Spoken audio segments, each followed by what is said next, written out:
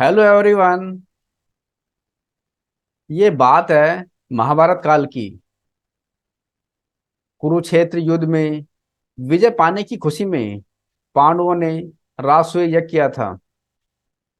दूर दूर से हजारों लोग आए थे।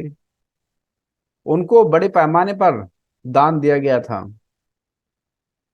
यज्ञ समाप्त होने पर चारों तरफ पांडवों की जय जयकार हो रही थी।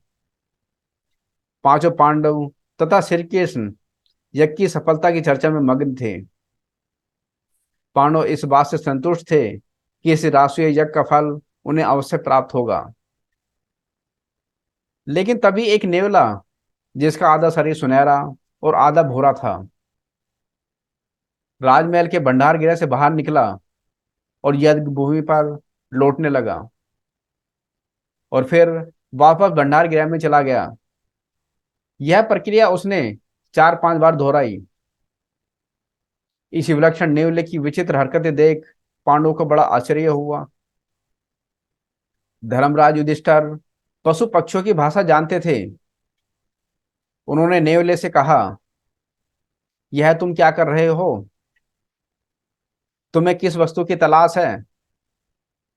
नेवले ने आदर भाव से युधिष्ठिर को प्रणाम किया और बोला, हे राजन, आपने जो महान यज्ञ संपन्न किया है उससे आपकी कीर्ति दसों दिशाओं में व्याप्त हो गई है। इस यज्ञ से आपको जिस पुण्य की प्राप्ति होगी उसका कोई अंत नहीं है। मैं तो इस पुण्य की अनंत सागर में से पुण्य का एक छोटा सा कण अपने लिए ढूंढ रहा हूं। लोग झूठ कहते थे कि इससे वैभवशाली यज्ञ कभी नहीं हुआ, पर यह यज्ञ तो कुछ भी नहीं है। यज्ञ तो वह था जहां लौटने से मेरा आधा शरीर सुनहरा हो गया था। युधिष्ठिर के उस यज्ञ के बारे में पूछने पर नेवले ने कहा, एक बार भयानक अकाल पड़ा था। लोग भूख और प्यास के मारे प्राण त्याग रहे थे।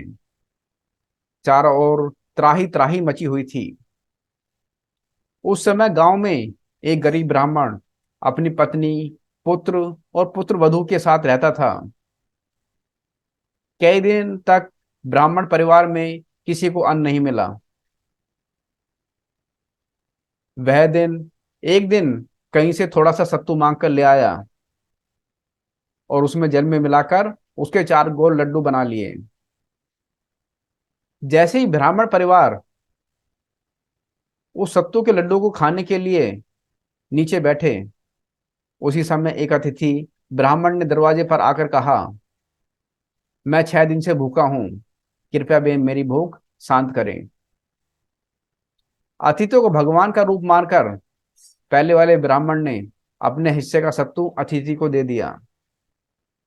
मगर उसे खाने के बाद भी अतिथि की भूख नहीं मिटी। तब ब्राह्मणी ने अपने हिस्से का सत्तू अतिथि को दे दिया, लेकिन इससे भी उसका पेट नहीं भरा। तो बेटे और पुत्र वधु ने भी अपने अपने हिस्से का सत्तू अतिथि को दे दिया। अति ब्राह्मण उस सत्तू को खाकर तृप्त हो गया और उसी स्थान पर हाथ धोकर चला गया। उस रात ब्राह्मण परिवार भूखा ही रह गया और कई दिन की भूख से उनके चारों ने प्राण त्याग दिए।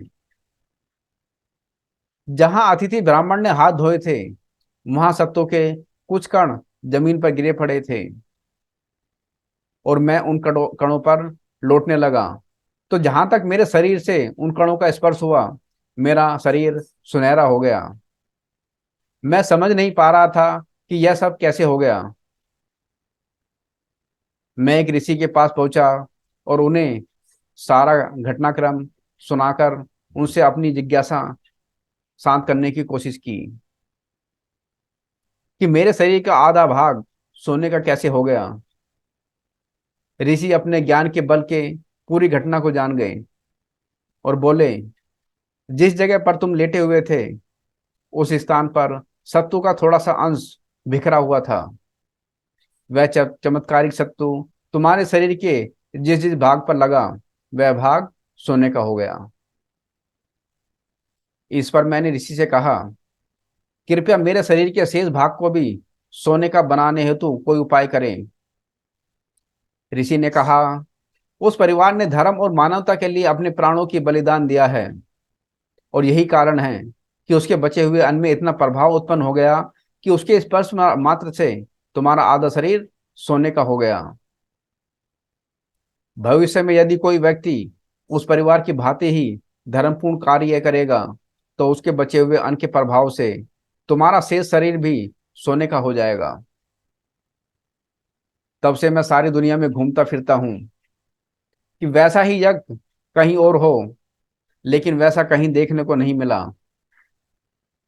इसलिए मेरा आधा शरीर आज तक भूरा ही रह गया।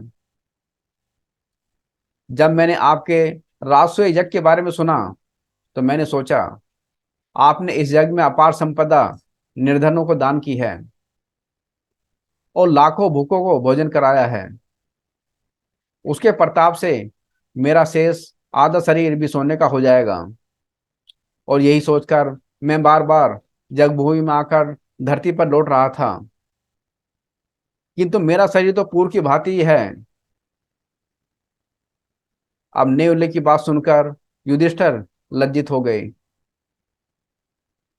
श्री कृष्ण ने युधिष्ठिर को जब इस प्रकार चिंतामग्न देखा, तो बोले, यह सत्य है कि आपका यज्ञ अपने में आदित्य था, बहुत वैभवशाली था, जिसमें आप लोगों ने असंख्य भूखे व्यक्तियों की भूख शांत की है। किंतु निसंदेह उस परिवार का दान आपके यज्ञ से बहुत बड़ा था, क्योंकि उन लोगों ने उस स्थिति में दान दिया जब उनके पास कुछ नहीं था। अपने प्राणों को संकट में डालकर भी उस परिवार ने अपने पास उपलब्ध समस्त सामग्री उस अज्ञात अतिथि की सेवा में अर्पित कर दी। आपके पास बहुत कुछ होते हुए भी आपने उसमें से कुछ ही भाग दान किया है। अतः आपका दान उस परिवार के अमूल्य दान की तुलना में पासंग भर भी नहीं है। अब श्री कृष्ण की बात सुनकर सभी पांडवों को समझ में आ गया कि दान, यज्ञ, तप आदि में आडंबर होने से कोई फल प्राप्त नहीं होता। दान आदि कार्य सदैव ईमानदारी के पैसे से ही करने में फायदा होता है, और उसी का ही पुण्य हमें प्राप्त होता है। धन्यवाद दोस्तों। इसी तरह की और वीडियो देखने के लिए लाइक करें और सब्सक्राइब करें। धन्यवाद।